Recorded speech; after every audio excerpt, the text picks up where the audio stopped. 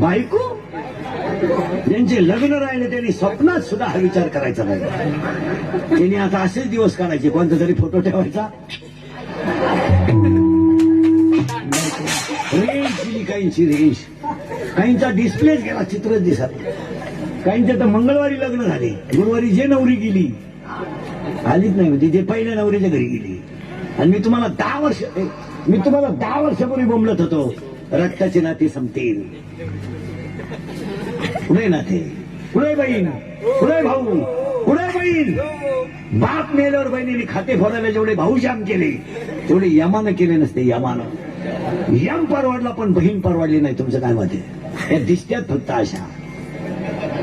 यातल्या 15 जणी अशा भावाशी बोलत नाही, अशा माया पुढे बसलेले टाकता. मी नावा सगळं सांगलं, आपलं काम वेगळं.